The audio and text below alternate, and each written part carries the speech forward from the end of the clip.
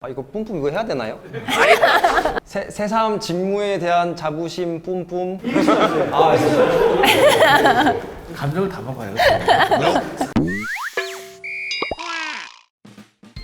안녕하세요.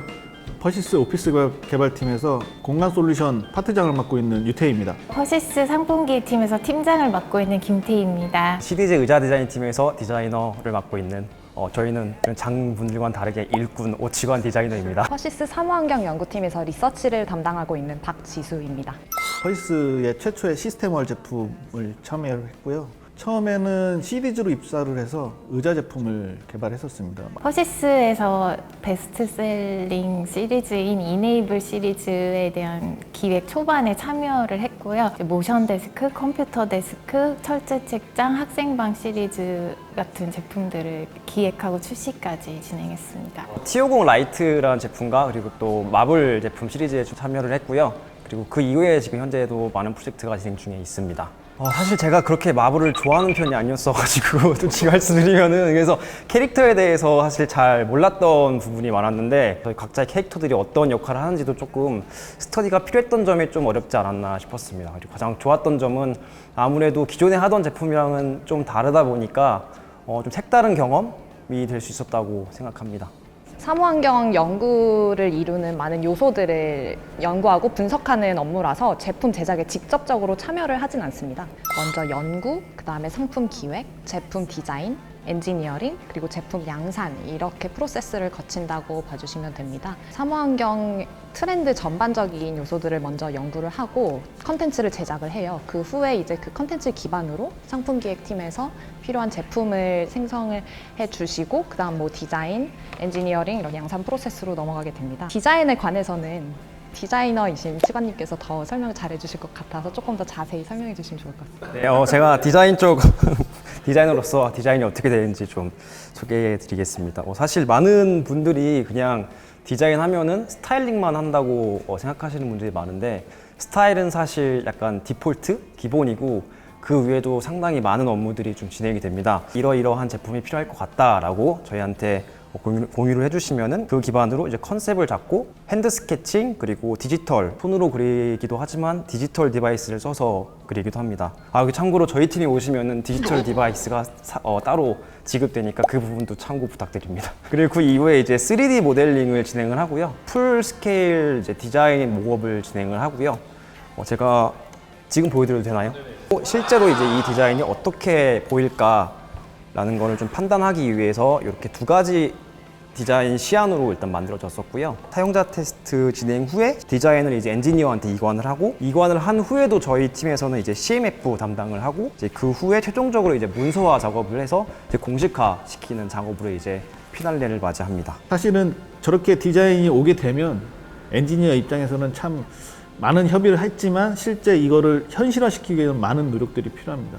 엄청난 많은 일을 하고 계시는데, 자, 그렇다면 본인의 직무 만족도는 10점 만점 중에 몇 점일까요? 8점 정도. 그 제품을 개발하다 보면 그 자식처럼 만들어낸 제품이 세상에 나와서 빛을 못 보고 사라지는 경우가 있어요. 그런 경우에는 들인 시간과 노력 대비해서 좀 아쉬운 부분이죠. 근데 하지만 나머지 8점은 세상에 잘 나와서 빛을 본 제품들은 그렇게 저한테 좀 기쁨을 준 것 같습니다. 제가 다 말씀드리면은 상품기획팀을 지원 안 하실까봐 걱정이 되는데요. 다 말해도 되는 거죠?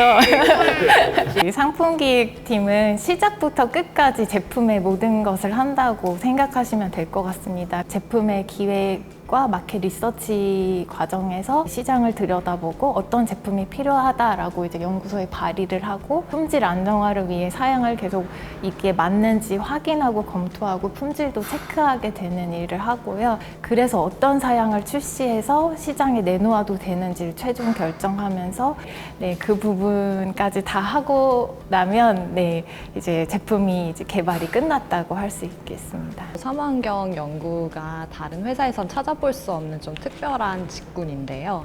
저희가 아무래도 사무 가구라는 특별한 가구를 만든 브랜드다 보니까 어떤 제품 하나를 바로 도입해서 만드는 데 앞서서 전반적인 시장에 대한 트렌드를 파악하는 그런 사전 조사를 담당을 하기도 하고요. 저희가 양산한 가구들을 한번 테스트를 거쳐서 1안으로 사용을 해보다가 일하는 방식에 맞춰서 2안으로 변경을 해보기도 하고, 그런 리서치를 기반으로 저희가 또 고객사한테 더 좋은 사무 환경을 제안하기 위한 그런 베이스를 만드는 역할을 한다고 보시면 됩니다. 의자가 주는 그 매력이 있었던 것 같습니다. 아무래도 의자는 단순히 오브제만이 아니라 어쨌든 사람 몸에 항상 닿아 있는 가구다 보니까 굉장히 인간공학적이어야 되고, 또 그거에 맞게 또 메커니즘이 들어가야 되고, 또 이 두 가지를 또 맞게 디자인을 해야 되는 그런 요소들이 상당히 좀 매력적으로 다가왔던 것 같습니다. 리처드 로저스라고 하는 그 오피스 빌딩 디자이너 중에 굉장히 유명하신 분이 있어요. 그분이 디자인한 건물들을 살펴보다가 보통 다 외피라고 부르는 건물의 껍데기만 사진에 나오거든요. 그런데 어느 날 책을 보다가 그 내부 사진을 보게 됐는데 빽빽하게 사람들이 들어차 있는 그 상황에, 그걸 보고 이제 저는 건축가로서 제가 좋은 건물을 디자인한다라는 게 뭐지라는 충격을 좀 받게 됐던 것 같아요. 고민을 하던 단계에서 이 오피스의 공간 안에서 일어나는 행태를 연구하는 회사가 있더라고요.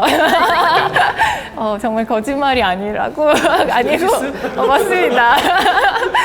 여러 군데를 다 뒤져봤는데 우리나라에 정말 퍼시스밖에 없었고, 제가 입사할 때 당시에는 그 퍼시스가 그런 행태와 심리적인 부분까지도 연구한다라는 부분이 굉장히 좋았던 것 같아요. 가구만 보는 게 아니라 오피스 공간은 좀 넓은 공간이기 때문에 넓은 공간에 대한 이해가 있어야 될 것 같습니다. 단순히 그냥 공간을 내가 즐기는 마음과 즐길 줄 아는 눈이 있으면은 참 좋을 것 같아요. 국제 공장에서 톱밥이 여기저기 날라다니고 그 안에 사람들이 왔다 갔다 하면서 제품을 만들던 그런 공장이 지금은 사람이 없고 자동화된 시설 안에 기계들만 있습니다. 그런 걸 보면서 앞으로 바뀔 세상에 적합한 제품을 좀 생각하고 거기에 맞는 대비를 해서 지원을 하면 좋은 결과가 있지 않을까, 저는 그렇게 생각합니다. 당연히 디자이너가 되려면은 디자인에 대한 감각이 일단 필수적으로 있어야 된다고 생각을 합니다. 주관적인 디자인을 어떻게 객관화시켜서 객관화시킨 디자인을 어떻게 설득을 해서 결국 출시까지 가느냐를 이끌고 가는 게 어떻게 보면 디자이너의 몫이라고 생각을 하거든요. 일단 좀 시대의 변화 흐름을 잘 파악하고 있는 게 중요할 것 같아요. 작년에 이제 코로나가 터지면서 저희 일상생활에 많은 영향을 미쳤는데, 그런 예기치 못한 상황이 펼쳐졌을 때 오피스에서는 어떤 변화가 있을까, 업무에 수용을 하고 변화에 대응하는 방식을 세울 수 있을까, 이런 좀 유연하고 창의적으로 생각할 수 있는 역량이 좀 중요할 것 같습니다. 디자인을 실현을 하는 것과 그리고 그 실현된 디자인을 효율적으로 생산하는 건 완전 조금 어떻게 보면 다른 분야인데요. 이걸 크게 보면은 엔지니어의 어떤 업무이긴 하지만 본질적으로는 조금 다른 업무이기 때문에 그런 부분을 고려하셔서 직무를 선택하시면 좋을 것 같습니다. 우리 집에 퍼시스 그룹 제품이 하나 이상입니다. 하나, 둘, 셋. 네, 다들 있으시네요. 없으시면은 카메라 갖고 넣어가지고. 네. 제가 직접 개발한 링고 일룸의 땅콩 책상이랑, 저는 좀 많이 있는 편인데요. 일룸의 옷장, 링키 플러스, 피코, 태희님이 하셨던 시디즈 링고, 데스커의 책상 세트, 슬로우의 토퍼. 하나, 둘, 셋. 막 외향적이고 활발하고 그런 성격은 아니더라도 사람들이 많이 흥미를 가지고 있는 건 무엇인지, 많이 관심을 가지고 있는 장소는 무엇인지, 이런 거를 파악하는 거는 좀 어느 정도 도움이 될 것 같습니다. 내 프로젝트는 그냥 본인이 하면 되는 역할이 크고, 당연히 뭐 선배 직원들이 있거나 뭐 다른 분들이 계시면 조언을 얻거나 같이 아이디어를 짤 수는 있겠지만 궁극적으로 본인 프로젝트에 대한 책임은 본인이 지는 구조이기 때문에 굳이 인싸력까지는 저는 필요 없을 것 같습니다. 인싸력도 중요하고 그 적정한 순간에는 밸런스도 중요한 것 같아요. 너무 또 인싸면 회사라는 게 친목 단체는 아니니까. 퍼시스 그룹 유튜브 채널 구독과 좋아요. 알림 설정.